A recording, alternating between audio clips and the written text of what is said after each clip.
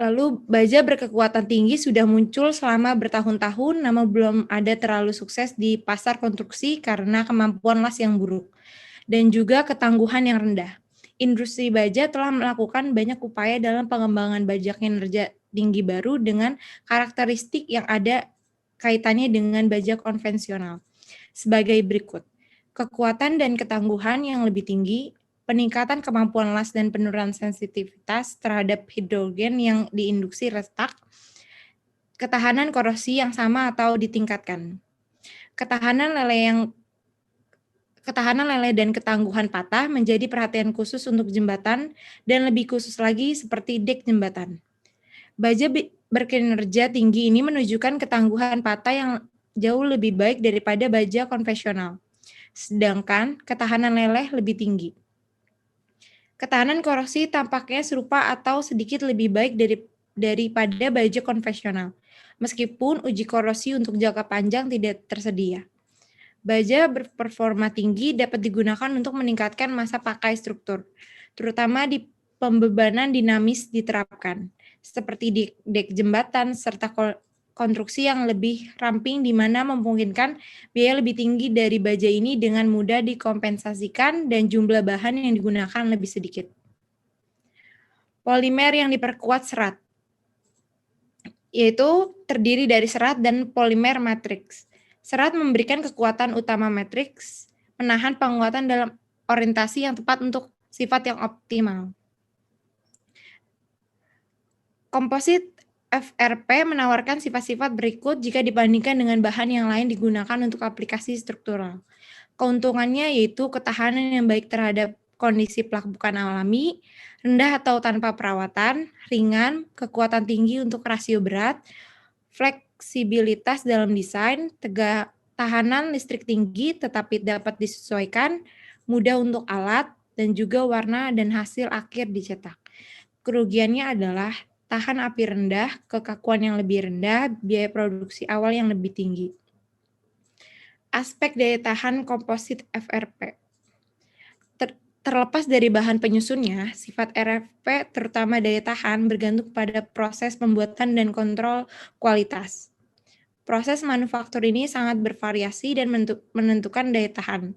Sensitivitas terhadap mekanisme yang memburuk dapat jauh lebih tinggi untuk FRP yang diproduksi di lokasi saat memperbaiki proses seperti layup basah dengan eksposi penyembuhan suhu rendah daripada untuk produksi FRP yang diproduksi menggunakan cetakan autoclave di pabrik dengan epoksi suhu. Perbedaan dapat dihasilkan dari tingkat ikatan antara serat dan resin, kandungan rongga, tingkat pengerasan, dan tingkat tegangan yang diinduksi proses. Serat kaca, karbon, dan polyaramid sangat kuat dan kaku. Serat lebih kuat dari baja, kurang kaku seperti baja, menunjukkan perilaku yang lebih rapuh, yaitu ada perilaku elastis linear sampai keruntuhan. Komposit FRP memiliki sejarah panjang yang digunakan dalam kapal laut, perpipaan, peralatan korosi, dan tangki penyimpanan bawah tanah. Ketahanan basah dari serat kaca penting ketika serat tersebut dalam kontak dengan bahan alkali, seperti beton. Dan juga efek dari serangan alkalin seperti yang telah dibahas pada bagian sebelumnya adalah diperburuk jika serat kaca berada di bawah tekanan dan mengalami korosi tegangan. Bab 6. Strategi untuk desain daya tahan, pemeliharaan, dan juga perbaikan. Elemen mendasar dari diskusi ini adalah sangat terfokus pada daya tahan.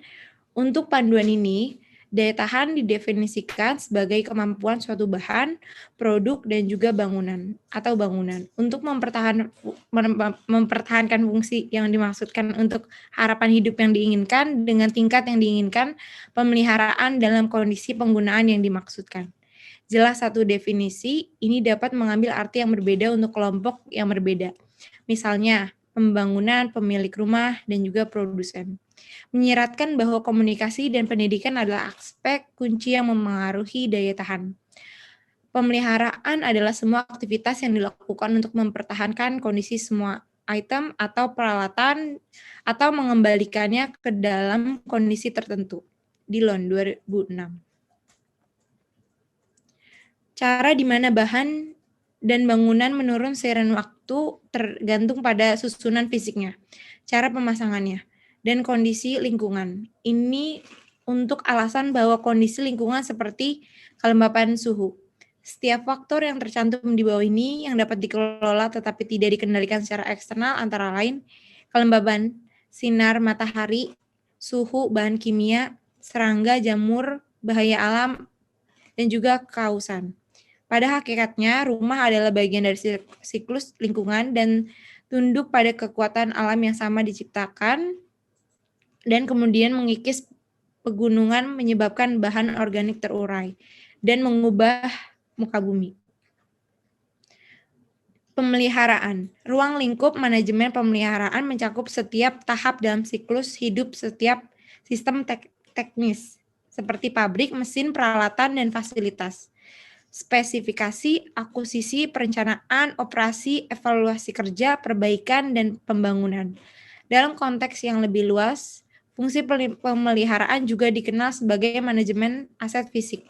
Dibagi menjadi 3 garis besar, yaitu pemeliharaan reaktif.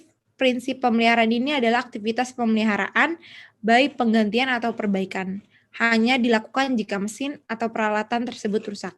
Yang kedua, pemeliharaan proaktif.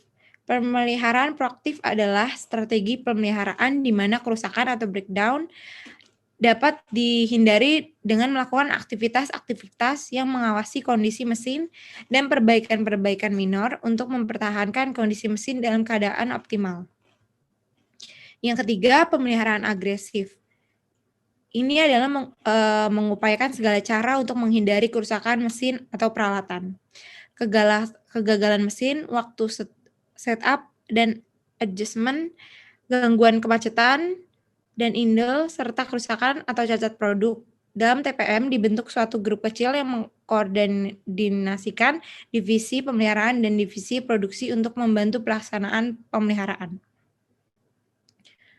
Para pekerja di bagian produksi juga terlibat dalam melakukan pemeliharaan dan mempunyai peran yang penting dalam mengawasi kondisi mesin atau peralatan. Upaya ini dapat meningkatkan keahlian para pekerja dan mengefektifkan para pekerja dalam mempertahankan kondisi peralatan dan dalam keadaan optimal. Yang selanjutnya bisa dilanjutkan.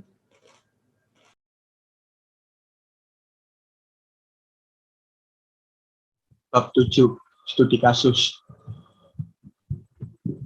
Next. Introduction. Bab terakhir ini membahas 3 studi kasus yang merupakan contoh khas dari masalah praktis. Untuk 2 studi kasus ini, daya tahan merupakan spesifikasi yang paling penting dipertimbangkan dalam kaitannya dengan mencapai batas akhir dan juga keadaan batas kemudahan servis selama umur layanan. Karena ini nanti dapat memperluas seperti keselamatan kebakaran dan persyaratan kinerja energi. Untuk studi kasus yang dibahas kali ini adalah yang pertama, jembatan baja dan beton di lingkungan laut yang hangat. Yang kedua adalah perbaikan beton betulang. Dan yang terakhir adalah pancang tiang kayu. Next. Spesifikasi. Target spesifikasi yang harus dicapai yang pertama berkaitan dengan ukuran kinerja tunggal dari keluaran tertentu. Yang kedua, tentukan untuk menentukan kerangka waktu atau tonggak pencapaian. Yang ketiga, ditentukan untuk setiap ukuran yang dipilih. Yang keempat, dapat diukur misalnya angka dan persentase aktual harus dinyatakan. Terminologi seperti mengoptimalkan atau meningkatkan atau mengurangi atau tidak banyak tidak boleh digunakan. Yang kelima, menyebutkan cara pengukuran, kecuali jika sudah jelas, misal waktu atau satuannya. Yang keenam, bersikaplah realistis dan dapat dicapai tetapi menantang. Dan yang terakhir, didefinisikan dalam istilah-istilah yang berhubungan dengan penyampaian keluaran. Next. Spesifikasi berdasarkan preskriptif atau kinerja. Spesifikasi dapat bersifat preskriptif atau berbasis kinerja. Spesifikasi berbasis kinerja dapat berada pada tingkat fungsional, struktural, material, atau komposisi pengguna. pada tingkat komposisi persyaratan bersifat preskriptif. Dalam spesifikasi, satu persyaratan dapat bersifat preskriptif, yang lain berbasis kinerja. Untuk gambar di bawah adalah gambar level dari spesifikasi. Yang paling atas yaitu user atau pengguna, yang pada tingkatan kedua yaitu fungsional, kemudian struktural, kemudian material, dan juga yang terakhir itu komposisi.